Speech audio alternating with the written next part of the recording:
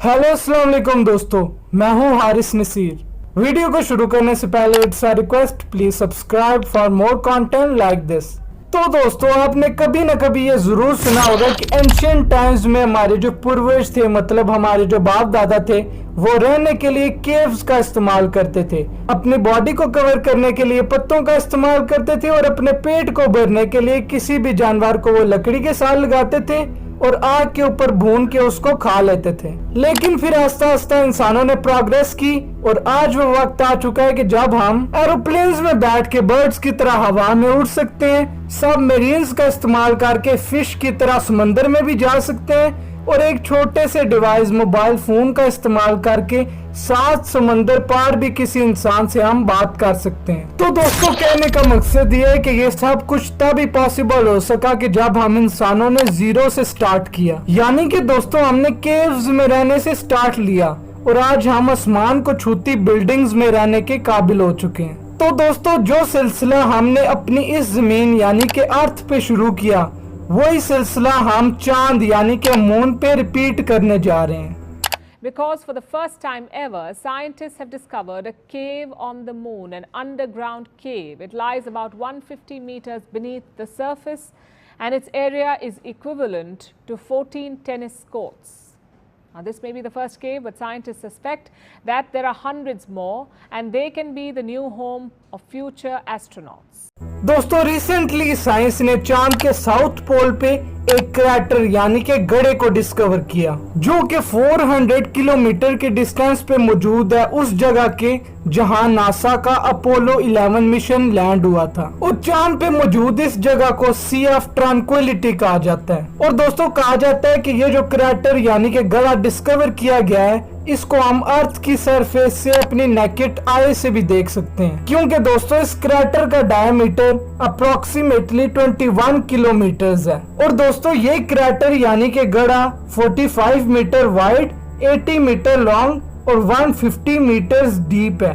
और ये गड्ढा केव यानी कि गार के जैसा है और कहा यह जाता है कि अगर आप इसके अंदर जाओगे तो आपको अपने अराउंड वर्टिकल वॉल्स नजर आएंगी। और रिसर्चर्स का यह भी कहना है कि ये जो केव है, ये चांद की सरफेस के अंदर जाके और भी केव्स और टनल से मिलती है, जो कि बिलियन साल पहले लावा के फ्लो की वजह से मून के सरफेस के नीचे बनी थी। और इन टनल्स को, जो कि मून की सरफेस के नीचे नेचुरली बनी हुई हैं, इनको लूनर लावा ट्यूब्स कहते हैं। दोस्तों, इसी तरह की कुछ केव्स साइंटिस्ट को स्पेन में लांजारूते में मिली थी। बाकी अगर क्रैटर की तरफ वापस आए तो दोस्तों, इस क्रैटर का नाम शैकलेटन क्रैटर रखा गया है। और ये शैकलेटन क्रैटर दोस्तों डिस्कवर कुछ इस तरीके से हुआ कि इस पे सूरज की रोशनी पड़ रही थी, क्योंकि जिस एरिया में ये मौजूद है, जैसा कि वो आपको पता ही है कि वो साउथ पोल है और साउथ पोल में कभी भी सूरज डूबता नहीं है, मतलब ना ही वहाँ सूरज कभी पूरा राइज होता है और ना ही पूरा सेट होता है, मतलब दरमियाना सीन रहता है। इसी की वजह से जब ये सूरज की रोशनी में सैटेलाइट के व्यू में आ गया तो सैटेलाइट ने कैप्चर करके इसको जमीन पे भेज दिया।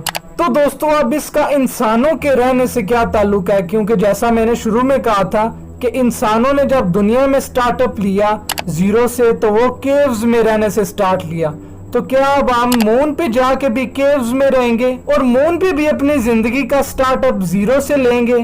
तो इसका जवाब है जी हाँ, क्योंकि दोस्तों साइंटिस्ट को बड़े अरसे से चांद पे किसी ऐसी जगह की तलाश थी जहाँ पे रह के वो चांद के एनवायरनमेंट को डीपली स्टडी कर सकें और इस बात को इंश्योर कर सकें कि क्या ह्यूमन लाइफ चांद पे सरवाइव कर सकती है। लेकिन मसला ये आता था दोस्तों कि कोई भी एस्ट्रोनॉट चांद की सरफेस पे कुछ दिन से ज्यादा टिक नहीं सकता था, जिसकी वजह था चांद का एक्सट्रीम टेम्परेचर और सूरज की हार्मफुल रेज, जैसे कि कॉस्मिक रेज और गामा रेज वगैरह।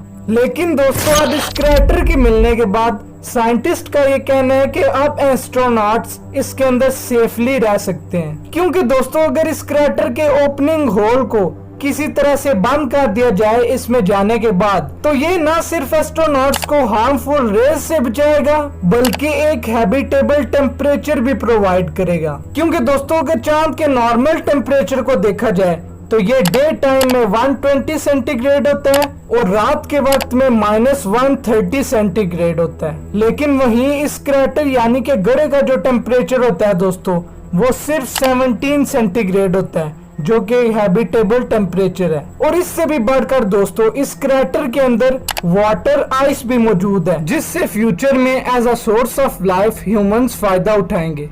तो दोस्तों अब कहा यह भी जा रहा है कि क्योंकि चांद की सरफेस के ऊपर टेम्परेचर बहुत हाई होता है, जिसकी वजह से हो सकता है कि ह्यूमन लाइफ वहां सरवाइव ना कर सके, लेकिन उसका अल्टरनेटिव अब मिल चुका है कि हम केव्स के अंदर ही अपनी एक नई दुनिया आबाद कर सकते हैं। और लाइफ को गुजारने के लिए दोस्तों जो रिसोर्सेज चाहिए होते हैं वो इस केव के अंदर हम हासिल कर सकते हैं। जैसा कि दोस्तों इसमें पानी भी मौजूद है फ्रोजन फॉर्म में, और इसके अलावा ये केव हमें प्रोटेक्शन भी प्रोवाइड करती है हार्मफुल रेडिएशन और रेस से। और साथ ही साथ हम जो लाइफ के लिए एसेंशियल गैसेस होती हैं जैसा कि ऑक्सीजन और कार्बन डाइऑक्साइड, वो भी इस केव के अंदर स्टोर करके हम इसको एक हैबिटेबल प्लेस बना सकते हैं। लेकिन दोस्तों ये बात तो हम यकीन से नहीं कह सकता कि क्या चांद पे इंसान आने वाले सालों में रहना शुरू कर देंगे या नहीं। लेकिन एक बात मैं कह सकता हूँ कि इस चैनल पे आपको साइंस, हिस्ट्री और रिलीजन से रिलेटेड वीडियोस भी फ्यूचर में मिलते रहेंगे।